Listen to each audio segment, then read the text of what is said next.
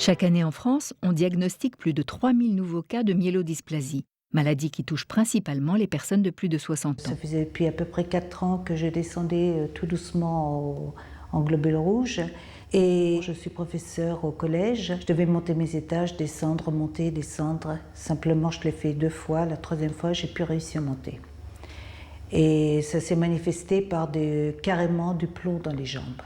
J'ai été diagnostiqué en 2001 suite à un don du sang où j'ai eu un retour de courrier comme quoi je devais arrêter mes dons du sang et que je devais consulter rapidement un spécialiste. Je n'avais pas de symptômes particuliers. On m'a diagnostiqué en 2007 une anémie. On m'a envoyé en oncologie et puis là on a diagnostiqué une anémie réfractaire.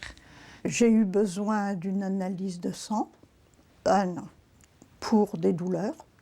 Et on s'est aperçu que ma formule sanguine était mauvaise.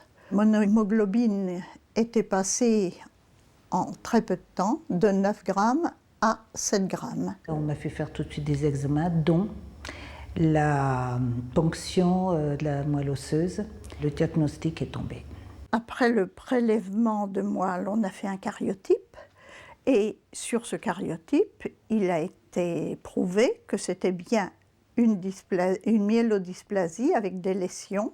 Donc je suis myélodysplasique de type 5Q-. Au cours d'une visite médicale du travail, le médecin avait prescrit une prise de sang.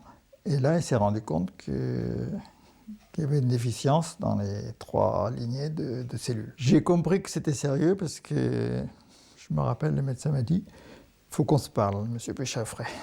Souvent, c'est les symptômes qui conduisent le malade à son médecin traitant et par la suite à nous. Ils sont fatigués, ils remarquent que voilà, c'est de plus en plus difficile de promener le chien ou de s'occuper des petits-enfants. Ensuite, c'est les bleus, les saignements. Quelquefois, on a des saignements par le nez ou les gencives qui saignent facilement. Donc, ça, c'est les deux les plus communs. Pour comprendre les myélodysplasies, il faut d'abord comprendre le rôle de la moelle osseuse dans notre organisme.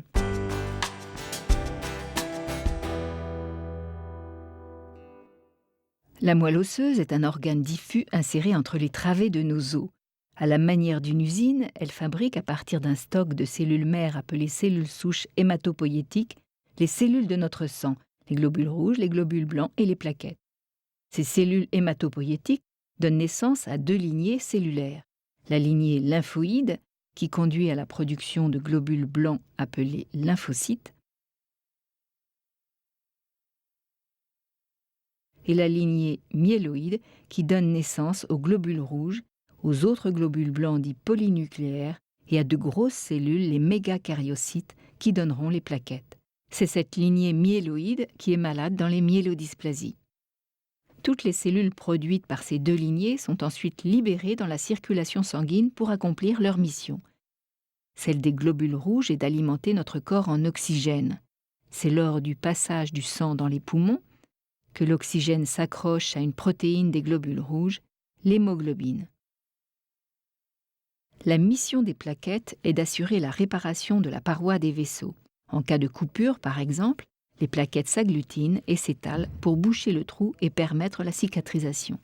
La mission des globules blancs est de défendre l'organisme contre les agressions extérieures telles que les virus et les bactéries.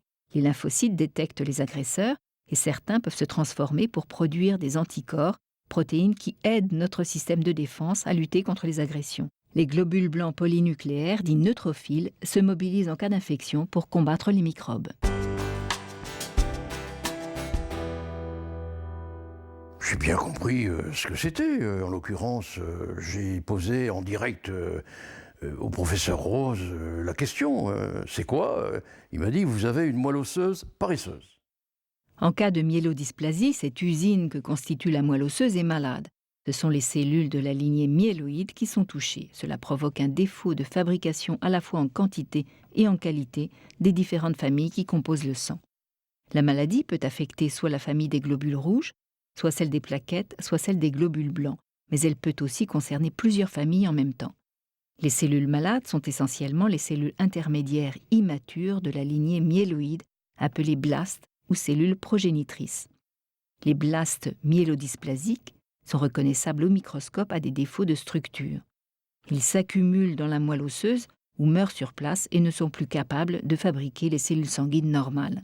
La conséquence de cette maladie est que le sang contient un nombre anormalement bas de cellules sanguines circulantes. Cela s'appelle une cytopénie. Le plus souvent, en cas de myélodysplasie, c'est le taux de globules rouges qui est faible. On parle d'anémie. Le manque d'oxygène dans notre organisme est alors responsable de fatigue et d'essoufflement. Quand ce sont les plaquettes qui font défaut, c'est la thrombopénie qui provoque saignement et ecchymose ou bleu. La neutropénie correspond, elle, à une atteinte de la lignée des globules blancs. Leur insuffisance conduit à un risque élevé d'infection. L'anémie, la neutropénie ou la thrombopénie sont donc responsables des symptômes ressentis. L'évolution au fil du temps est liée à la difficulté de la moelle osseuse à fabriquer des cellules normales. C'est un processus lentement progressif qui peut s'étaler sur une longue période de temps, dominé par les problèmes liés à l'anémie, et la maladie peut rester à ce stade. Dans certains cas, la maladie est plus agressive et le nombre de blastes malades peut augmenter de façon anarchique en touchant toutes les familles du sang. Les blastes malades en excès dans la moelle passent alors dans le sang, transformant la myélodysplasie en une autre maladie du sang, appelée leucémie aiguë myéloïde. Pour mieux comprendre la maladie, le groupe francophone des myélodysplasies a lancé depuis 2003, dans 79 centres en France, un registre qui, à ce jour, a inclus plus de 2500 patients. Le rôle du registre a été, d'une part, de donner un instrument de mesure de la myélodysplasie, même si on n'est pas exhaustif, mais surtout de donner une base de données d'un certain nombre de patients qui présentaient les mêmes caractéristiques, qu'elles soient cliniques, qu'elles soient biologiques, qu'elles soient du fait de leur karyotype, et de pouvoir comparer leur évolution. Les données du registre ont permis de confirmer que les myélodysplasies pouvaient être dues soit à un problème environnemental, tel que les pesticides, le benzène, le tabac, soit à un cancer préalable traité par chimiothérapie.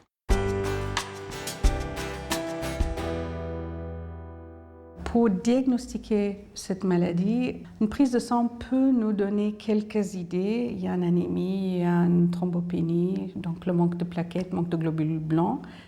Pour confirmer ce diagnostic, le médecin réalise un autre examen appelé myélogramme. Pour cela, une ponction de moelle osseuse est effectuée soit au niveau du sternum, soit au niveau de la crête iliaque. Alors, c'est la salle dans laquelle on va faire votre ponction. Voilà, monsieur. Enlevez le haut aussi, c'est parfait. Donc ça, c'est un peu d'iode. Je vais nettoyer le pot autour de le site de ponction. On va vous donner une anesthésie locale, là. Ça peut brûler un tout petit peu, vous me dites? Ça va? Ça va. Donc ça, c'est l'aiguille qu'on va utiliser pour aspirer le moelle. Là. On va prendre le moelle. Le premier prélèvement, on va partir pour la cytologie. Maintenant, on prend le deuxième. Celle-ci va pour les études de karyotypes. Ça va, monsieur? C'est une sensation qui est dure à expliquer, quoi. C'est une douleur comme une aspiration. Je m'y attendais à pire, quoi. Alors, le diagnostic des myélodysplasies repose donc sur l'analyse morphologique des frottis médulaires. On va donc déterminer au niveau de ces frottis le pourcentage de blastes, mais aussi évaluer l'existence de signes de dysplasie. En complément de ces examens, pour déterminer l'évolution de la maladie et faire le choix du traitement, les cytogénéticiens analysent le karyotype. Grâce à ça, nous pouvons mettre en évidence, lorsqu'elles existent, des anomalies des chromosomes qui nous permettront principalement d'établir, dès le diagnostic, le pronostic théorique qu'on appelle le score IPSS, qui est le score international basé sur les leucopénies dans le sang, le nombre de blastes dans la moelle et les anomalies des chromosomes. Après l'étude des cellules des malades par le frottis, l'étude des chromosomes par le karyotype, de nouvelles techniques comme les puces à ADN font leur apparition et permettent d'aller encore plus loin, c'est-à-dire au niveau des gènes. C'est un outil de recherche qui va nous permettre d'aller rapidement sur des gènes cibles non connus actuellement et idéalement le développement de thérapeutiques ciblées beaucoup plus adaptées à ces pathologies.